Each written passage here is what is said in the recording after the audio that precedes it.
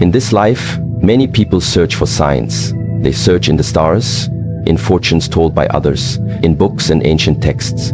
But rarely do they pause and look at their own hands.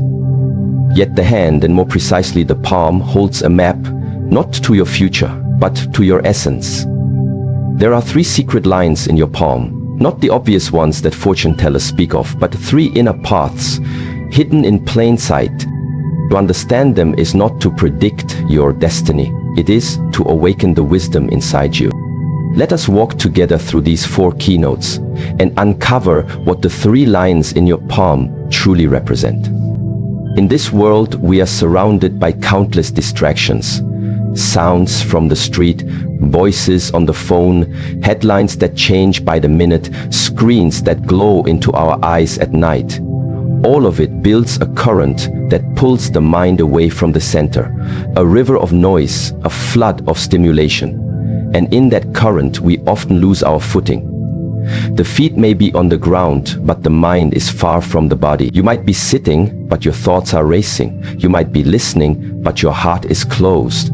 You may even be breathing, but it is shallow, automatic, and forgotten. This is the condition of many in the modern age. Physically present, spiritually absent. Now, let me ask you, when was the last time you looked at your hand? Truly looked. Not to check your phone, not to reach for something, not to point or to grasp, but simply looked at the lines of your palm, at the wrinkles formed by years of motion, at the shape of your fingers, and at the warmth of your skin. Your hand in many ways is a mirror of your life. It holds the essence of your doing. It records your habits, your gestures, your responses to the world. In silence, your hand can teach you. It can show you what kind of life you have lived and what kind of life you are capable of living. There is one line on the palm that people often speak about, the so-called lifeline. They say it determines how long you will live, or how much energy you have, or whether your life will be smooth or full of struggle. But in the teaching I have received, this line is not about how long you live. It is about how deeply you live. This line does not measure time, it measures awareness. It is not the line, it is the line of awareness. A person may live 90 years and still never live a day with true presence. Another may walk this earth only for a short while, but every moment they were here, they were awake, they were sincere, and they were fully alive. This line on your palm then is not a prediction, it is a reflection. It shows the depth of your presence, the strength of your connection to what is here now. Awareness is not something you find outside yourself. It is not a pill, it is not a podcast, it is not a lifestyle. Awareness is your original nature, but it has been covered by thoughts, assumptions, and noise. A clouded mirror still reflects light, but the image is dim, unclear. The work of cultivation is not to add anything new to yourself. It is to remove what no longer belongs, to clean the mirror. That is how clarity comes. That is how awareness begins to shine. I remember as a young disciple in the temple, we were tasked with sweeping the training grounds every morning before sunrise. Some would see this as a chore. Some tried to rush. Some would complain silently in their mind, hoping to be done quickly so they could get to more important practices like forms, drills, or meditation. But our master watched carefully. One day I was sweeping, but my mind was somewhere else. I was thinking about a new form I was trying to learn. My body moved with the broom, but my spirit was distant. The master came and said nothing. He simply took the broom from my hand, stood beside me, and began sweeping. Slowly, precisely, deliberately. After a few minutes of silence, he looked at me and said, "When you sweep the floor with awareness, you are not just cleaning the dust, you are cleaning your mind. If you rush, you stir the dust. You see less, you accomplish less. But if you are present, even this simple act becomes meditation." That day I learned, it is not what you are doing, it is how you are doing it. The awareness you bring to an act determines its power. So when we speak of the line of awareness in your palm, understand, it is not about the shape of your hand, but the shape of your attention. If your awareness is weak, life becomes dull, repetitive, meaningless. You miss the beauty of a sunrise. You speak, but do not hear. You eat, but do not taste. And this dullness slowly becomes your life. You feel tired, even when rested. You feel disconnected, even in a crowd, because your spirit is asleep. But when your awareness is awake, truly awake, then every moment becomes a teacher. The sound of wind in the trees, the feeling of breath in your chest, the soft rhythm of your footsteps. These are not trivial things, they are treasures, and they are always available, but only if you are here to receive them. Many people think they need to go to the Himalayas or a remote temple to find awareness, but this is a misunderstanding. Awareness is not a place, it is not a technique, it is not a reward for effort. It is your birthright, but like a forgotten seed buried under concrete, it needs space, it needs light, and it needs silence to grow again. You do not need to escape the world. You need to return to yourself. One time during meditation, a student asked me, "Master, how do I know if I'm progressing?" I replied, "When your mind becomes quiet enough to hear the sound of your own footsteps, you are progressing. When you can watch your own breath like a child watches a butterfly, you are progressing. When you can see the tension in your jaw before it turns into anger and release it with a smile, you are progressing." The line of awareness is not marked by what happens to you, it is marked by how you meet what happens. In martial arts, we train the body, but we are also training attention. A distracted fighter loses before the battle even begins. Presence is power. When your mind and body are united, your movement becomes natural, fluid, precise. When your attention lags behind your action, mistakes are inevitable. Life is no different. The more awake you are to each movement, each thought, each feeling, the less likely you are to fall into unconscious patterns. And those patterns are the true enemy. What are these patterns? They are habits of mind: judging, complaining, comparing, regretting the past, fearing the future. These are the loops we get caught in. And while they are running, we are not living. We are not here. And so the line of awareness fades, not from the palm, but from the heart. There is a story about a farmer who visited the temple. He came seeking peace. He told the master, "I have many problems. My crops fail. My son is disobedient. My wife does not understand me. I work hard, but I am never satisfied. Can you help me?" The master looked at him and said, "I cannot solve your problems, but I can teach you how to hold them differently." The farmer was confused. "What do you mean?" The master picked up a glass of water. "This is like your problem," he said. "If I hold it for 1 minute, it is light. If I hold it for an hour, it becomes heavy. If I hold it for a day, it becomes painful. But if I know how to put it down, I suffer less." Awareness is what teaches you when to hold and when to let go. And letting go is not forgetting, it is choosing where to place your attention. Not every thought deserves your time. Not every emotion needs to be indulged. Not every trigger needs a reaction. With awareness, you gain space, and in that space, you choose a wiser response. This is not a philosophy, it is a practice. It is something you live. Each day you can train your awareness. You can wake up and feel your feet touch the floor. You can listen to the sound of the kettle as you boil water. You can eat without your phone, walk without rushing, speak without needing to impress. These are not grand gestures, but they build a strong line. They strengthen your connection to now. When you do this over time, something changes. The fog begins to lift. The chatter in your mind softens. You begin to notice things not outside but inside. The way your body reacts to tension, the way your breath shortens when you are afraid, the way your posture changes when you doubt yourself. This is inner awareness. And once it is strong, you become like a still pond, clear, calm, and reflective. Others may carry storms, but you do not absorb them. Others may rush, but you move with intention. Others may live half asleep, but you remain present. This is the hidden power of the line of awareness. It does not change the world around you. It changes the way you meet it. And the beauty of it is this: you do not need to be perfect. You only need to return. Return to the breath. Return to the body. Return to this moment. Again and again, 1,000 times, 1,000,000 times. And every time you return, the line deepens. Do not ask whether your palm predicts greatness. Ask instead, am I living with clarity right now? Am I seeing or am I assuming? Am I listening or just waiting to speak? Am I acting from fear or from understanding? These are the questions that matter, not tomorrow, not someday, but now.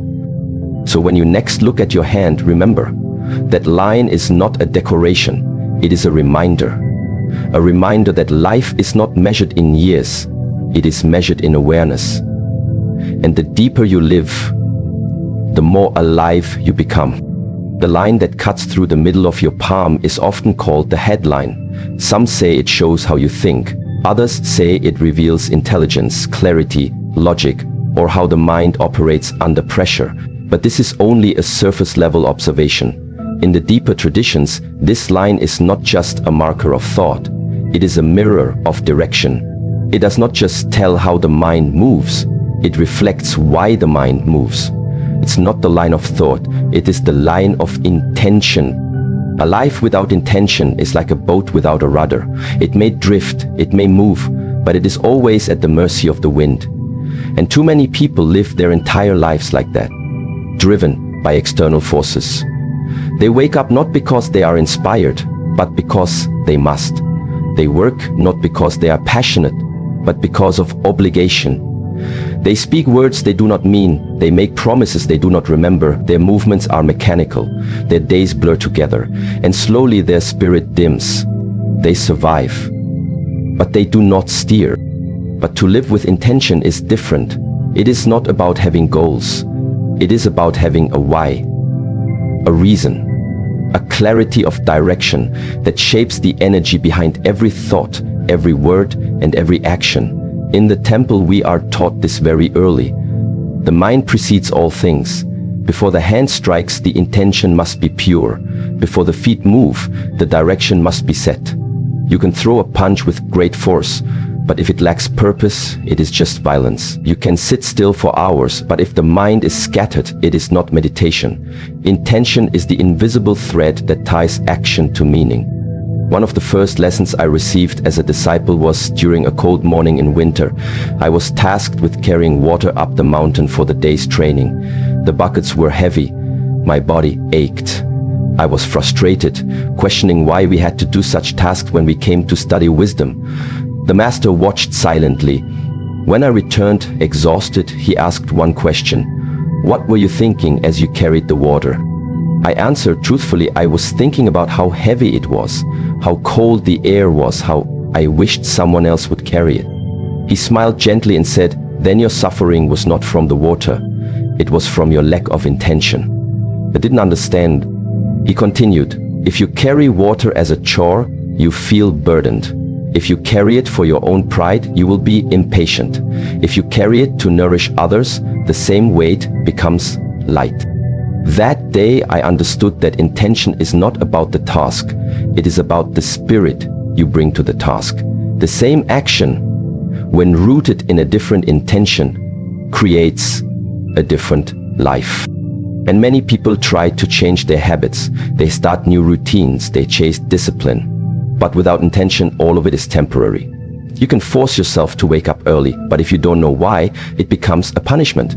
You can go to the gym, read books, study courses, but if the intention behind these actions is shallow, if you are only doing them to impress others, to escape fear, or to gain validation, then the results will never last. They will crumble the moment discomfort arrives. Intention is like a root. Without it, nothing can grow, but with it, even the hardest soil can be cracked open. When the root is deep, the tree does not fear the wind. Likewise, when intention is sincere, effort becomes joyful, challenges become teachers, obstacles become pathways. This is not philosophy, this is experience. A strong line of intention does not come from force, it comes from alignment. Alignment between your inner values, your thoughts and your actions. When you think one thing, say another and do a third, your spirit becomes divided. That division weakens you. But when your inner and outer life are aligned, even the smallest step becomes powerful. A whisper becomes thunder, a gesture becomes transmission. We must ask ourselves often, why am I doing this? Not once, but every day. Every action has an origin. If you are acting from fear, even success will feel hollow. If you are acting from anger, even your victories will carry poison. But if you are acting from love, from clarity, then even your failures will nourish you. Even your stumbles will be sacred. One student came to me and said, "Master, I do not feel motivated. I start things and lose interest. I want to be focused, but my mind is scattered." I asked, "What is your reason for doing what you do?" He replied, "To be successful." Asked again, "What does success mean to you?" He thought and then said, "To be free, to live with peace, to do what I love." I said, "Then stop chasing success, chase peace. Let your intention guide your effort, not your fear of failure. You are not a machine. You are not here to perform. You are here to realize your nature." When the intention is pure, you stop needing permission. You stop needing applause. You act not to prove, but to express. You train not to win, but to embody your values. And this is how a person becomes whole, when they no longer live by accident, but by conscious direction. Look again at your palm. See the line running through the middle. This is not just a crease in your skin. It is a reminder that the mind must be sharp, that your path must be chosen, that the energy of your life must be aimed, not randomly, but with care. In martial arts, we train the mind as much as the body. We are taught to set intention before we even step onto the mat. Before we strike, we bow. Not out of ritual, but to humble the ego. To remember, we are not here to dominate, we are here to learn. The bow is an intention, a declaration that we come in peace, with discipline, with respect. Without this intention, fighting becomes chaos. Without this intention, training becomes ego. Without this intention, the art is lost. So too in life. If you enter a relationship without intention, confusion arises. If you pursue a career without intention, dissatisfaction follows. If you speak without intention, your words carry no weight. But when intention guides you, even your silence has power. Even your stillness speaks. Some people say, "I don't know my purpose." But purpose is not something you find, it is something you choose. It is not written in the stars, it is shaped by the quality of your attention. You must stop, listen, reflect. You must go inward and ask not what the world wants from you, but what your soul is trying to say. And when you hear that voice, not the voice of fear, not the voice of pressure, but the quiet, steady voice that arises in stillness, you follow it. Even if it's difficult, even if no one understands, that is intention. Every time you do something that aligns with your inner compass, your line of intention becomes stronger. Not physically, but energetically. Your life becomes less noisy, more deliberate. You no longer say yes to everything. You no longer run just because others are running. You choose. And that choice, grounded in clarity, becomes your strength. We must be careful because the world often rewards action over direction. People will praise you for being busy, for being productive, for achieving results. But none of this matters if the direction is wrong. A person running toward a cliff is still running. A person climbing the wrong mountain is still climbing. Don't be impressed by motion. Be guided by meaning. When you sit in meditation, the body is still, but the mind can still wander. This is the test. Can you bring it back? Can you return to your breath again and again? Not once, not twice, but 1,000 times. This is how intention is built, not through grand declarations, but through repeated returns. Back to center, back to breath, back to now. And every time you return, you remind yourself, I am not my thoughts. I am not my fears. I am not my habits. I am the one who chooses. I am the one who observes. I am the one who decides. That power of decision, is sacred, and it must be protected. So be careful what you say yes to. Be even more careful what you say no to, because every choice you make is a vote for the kind of life you want to live, a vote for the kind of person you wish to become. And the line of intention in your palm reflects these votes, not literally, not magically, but spiritually. It holds the memory of your alignment or your confusion, and you can feel it. When your life lacks intention, your spirit feels dull, unfocused, heavy. But when intention is strong, everything becomes light, even the hard things, even the painful things, because they are part of a path that you chose, consciously, deliberately, with heart. So wake up each day and ask, where is my energy going? What am I feeding with my attention? Who am I becoming through my actions? These are the questions that carve your path. These are the questions that give strength to the line of intention. And in the end, your life is not shaped by what you dreamed of doing. It is shaped by what you intended to do and followed through with sincerity, with discipline, and with grace. Not tomorrow, not someday, but now. There is a line on your palm that runs vertically from the base of your hand upward toward your fingers. Some call it the fate line, the destiny line. Others give it no importance at all. But in the deeper teachings, this line carries something subtle, yet powerful. Not a map of external events, but an imprint of inner response. Not a record of what happens to you, but how you meet what happens. This is not the line of fate. This is not the line of destiny. This is the line of courage. Courage is misunderstood. It is not loud. It does not always roar. It does not always wear armor or walk with force. Courage is not the absence of fear. It is the mastery of response in the presence of fear. It is the strength to walk forward when your knees are shaking. It is the ability to speak when your voice trembles. It is the decision to remain still when every part of you wants to run. The world often teaches us to avoid discomfort, to run from pain, to hide from fear. But in the monastery we are taught differently. We are taught that growth lives where fear resides, that the edge of our comfort is the beginning of transformation, that courage is not something you wait to feel, it is something you decide to become. I remember my first day of walking alone into the forest at night. It was part of our discipline training, to walk without a lamp, without guidance, only with your breath and the moonlight. My heart raced, every sound was amplified. The snap of a twig, the flutter of wings, the whisper of wind through the trees. My mind imagined all sorts of things, creatures, spirits, shadows.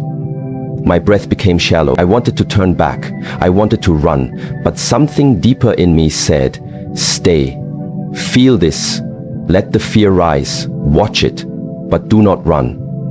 That was the moment I first met true courage.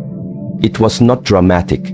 There was no victory, no applause, no ending, just a quiet return to myself, my breath, my steps, my awareness. And that was enough. We each have moments in life where fear visits. Sometimes it comes as doubt, sometimes as confusion, sometimes as the weight of failure or the unknown. But fear is not the enemy. Fear is the gatekeeper. It stands between the life we know and the life we are capable of living. It does not need to be destroyed. It needs to be understood. There is a story told by an old teacher about a young boy who was afraid of the dark. Every night, he would light a candle to keep the shadows away. One day, the master took him to a cave, deep in the mountains. They entered in silence. No flame, no lantern, just darkness. The boy trembled. The master said, "Close your eyes." The boy obeyed. The master asked, "Can you see the fear?" The boy nodded. "Good," the master replied. "Now open your eyes and bow to it." The boy hesitated. "Why should I bow to fear?" he asked. The master whispered, "Because fear is your teacher. It shows you where your boundary is. And bowing is not surrender, it is respect. When you bow to fear, you acknowledge its presence. And then you rise above it. The line of courage on your palm is shaped not by how fearless you are, but by how deeply you are willing to face what scares you without turning away. It records not your victories, but your willingness to step forward even when defeat is possible. It is not the line of heroes. It is the line of humans who choose to live fully despite the risk of pain. In life, it is easier to stay safe, to stay where it is familiar, to walk roads that have already been mapped. But nothing grows in safety. A seed must break to become a tree. A bird must crack the shell to fly. A river must carve through stone to find its path. So too must you. You must break through your own walls, your own limits, your own habits, if you wish to be truly alive. In the temple, we often meditate on the warrior's heart. Not the warrior who fights others, but the one who wrestles with the self, who stands in front of doubt and does not flinch, who faces rejection, failure, loss, and still continues to walk forward, not because it is easy, but because the path is right.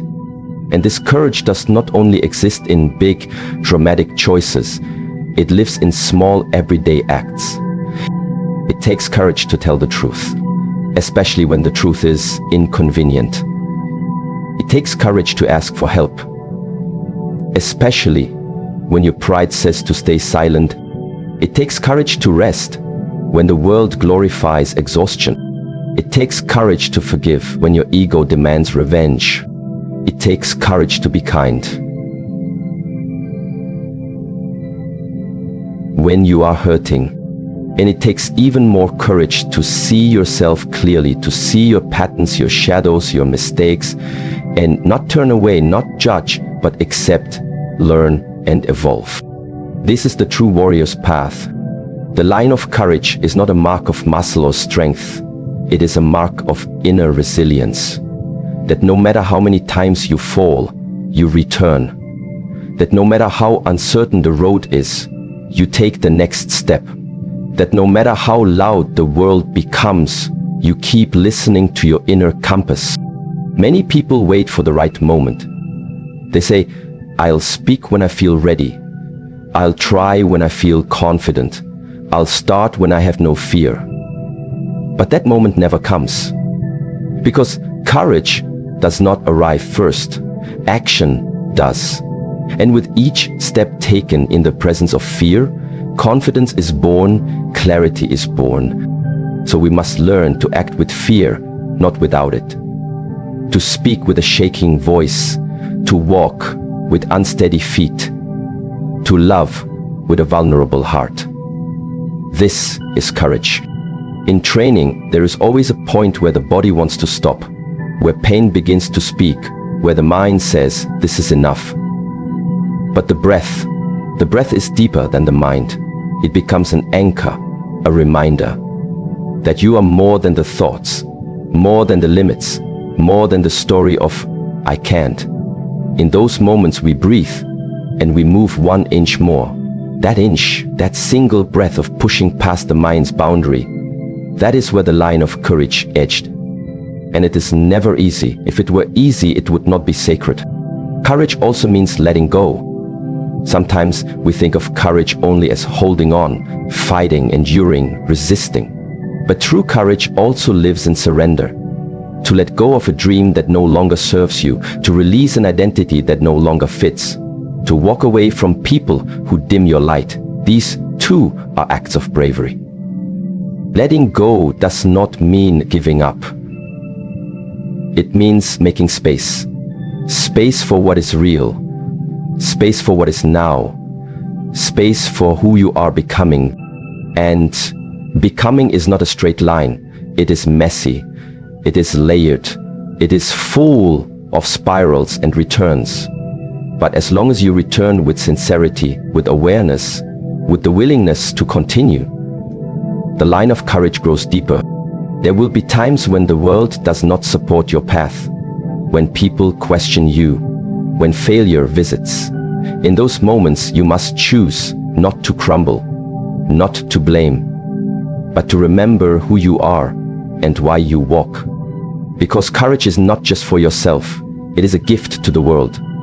Every time you choose to live with heart, to speak the truth, to live with purpose, to act with kindness, you give others permission to do the same.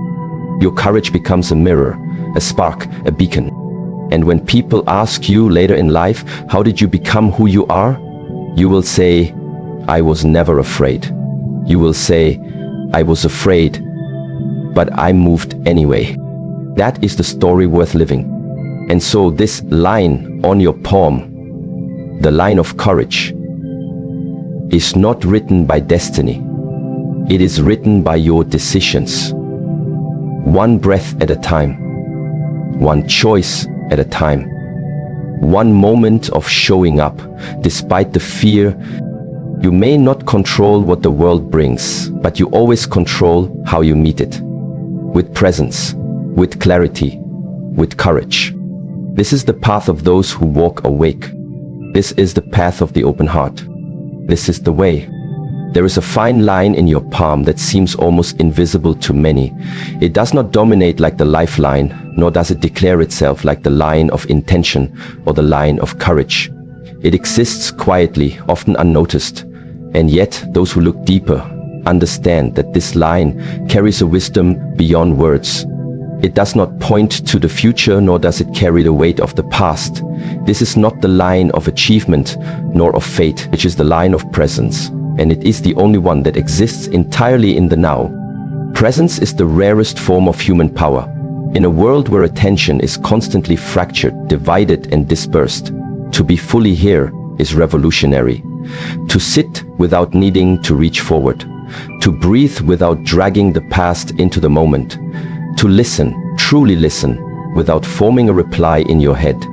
This is not weakness, this is not passivity, this is clarity, stillness. In the monastery we are told, presence is the master, the body is the servant. If the servant acts without the master's awareness, chaos follows. But if the master is awake, watching, guiding, breathing, even the smallest action becomes sacred. A step on the path becomes a journey. A sip of tea becomes meditation. A word spoken becomes a seed planted in the universe. I remember a lesson given in silence. It was a cold morning. My teacher motioned for us to sit with him by the lake before sunrise. We sat. The wind brushed the surface of the water. Our robes fluttered. He said nothing for a long time. The sun slowly climbed. Still, no words. Only breath. Only silence. And then finally he turned and said, most of you were waiting for me to speak. You thought the lesson hadn't started, but the lesson was this. Your mind was elsewhere. You missed the birds returning. You missed the water shift color. You missed the presence of the world around you. You came here to learn something important, and so you missed everything that was already here. That morning I realized presence is not something you find, it is something you return to. Many people live like ghosts. Their bodies move but their minds wander. They are drinking tea but thinking about work, speaking with someone but planning what to say next, walking in the forest but scrolling through memories or regrets. They are always somewhere else. As if now is not enough. As if life happens later, after the next achievement, after the next fix, after the next distraction. But life does not wait. It unfolds now, breath by breath, moment by moment, like ink dropped in water, subtle, dissolving, changing everything. The line of presence on your palm is not about how often you are mindful. It is about how deeply you return, how sincerely you arrive, how wholly you are able to inhabit the moment without resisting it or chasing something beyond it. Presence requires trust. Trust that this moment, however ordinary or uncomfortable, is complete. It does not need to be improved, escaped, or replaced. That trust is rare, because the mind has been trained to fix, to seek, to run. But presence teaches a different rhythm, a rhythm of being, not doing. A rhythm that does not push, but receives. That does not grasp, but rests. It takes courage to be present, to sit with yourself and feel everything. The confusion, the boredom, the anxiety, the joy, without judgment. To allow what arises instead of controlling every second. Presence is not comfort, it is truth. And truth is not always pleasant, but it is always liberating. There is a saying among the elder monks, if you cannot sit for 5 minutes without distraction, you are not in control of your life, your habits are. And so we train, not to become statues, not to become indifferent, but to become awake. Awake to the taste of food, awake to the sound of another person's voice, awake to the feeling of your feet touching the earth, awake to your own breath, the miracle you've ignored for years. One student once asked, "Master, how do I know if I am present?" I smiled and replied, "If you need to ask, you are not." Because presence does not ask, it knows. It does not observe from the outside, it dissolves the outside. Think of a time when you were completely immersed in something. Watching a fire burn, listening to music that melted time, holding someone's hand and feeling the universe pause. That was presence. Not dramatic, not complicated, just this. Unfiltered, undivided, pure. And yet, most of life is spent in distraction. Even the pursuit of self-improvement can become a form of escape. You chase new goals, new teachings, new knowledge. But are you actually present for what you already have? You seek peace, but can you be peaceful for even one breath? Presence is not something you earn, it is something you practice. It begins when you choose to stop just for a moment and feel what is really here. The texture of the table under your hand, the air brushing your skin, the emotion moving through your chest, not to analyze it, not to fix it, but simply to witness. We often think of mastery as control, but the greatest mastery is surrender, not giving up, but letting go of the illusion that you must hold everything. Presence is that letting go. It is the permission to rest. Not in sleep, but in being. Even in movement, presence lives. A martial artist does not strike with thoughts scattered across the day. The strike comes from stillness. The reaction from the opponent does not come through planning. It comes through awareness. The body reacts not because of strategy, but because of deep connection to now. In combat, the one who is truly present can see before seeing, can feel before movement. That is not magic, that is mastery of attention. The line of presence is not about performance. It does not grow through knowledge, but through sincerity. Every time you return to your breath, every time you taste your food instead of swallowing it unconsciously, every time you look into someone's eyes and see them, really see them, that line deepens. There is a stillness in presence that holds great power, not the power of force, but of gravity. Presence draws others in. It makes people feel seen, safe, heard. That is why the greatest teachers do not speak the most, they see the most. Their presence is their transmission. And you have that power too. But only when you slow down, only when you stop needing to be somewhere else. Only when you honor the miracle of now. Ask yourself right now, where are you? Not just your body, your awareness. Is it here or is it trapped in yesterday or running ahead to tomorrow? And if it is not here, gently invite it back. Through the breath, through the body, through the senses. Presence is not about perfection. You will drift, you will forget, you will fall asleep again and again. But the beauty is, you can always return. Always. That is the gift of being human. When you return, the world becomes vibrant. Even the simplest things radiate meaning. A drop of rain, a crack in the wall, the silence between words. You stop needing more. You stop chasing next. And in that quiet, the line of presence reveals its message. You are already home. That line, small and subtle, carries a timeless truth that nothing real can be found in the future, that your healing, your strength, your clarity, all of it lives here, in the now, where life is not a story but a sensation, not a memory but a pulse, not a concept but a breath. So let this moment be enough. Let this breath be your temple. Let this body be your practice. Let the silence be your answer. And if you forget, return. That is the whole path. The line of presence does not need to be seen to be known. It is felt. In the stillness behind your eyes, in the gentleness of your awareness, in the simplicity of your breath.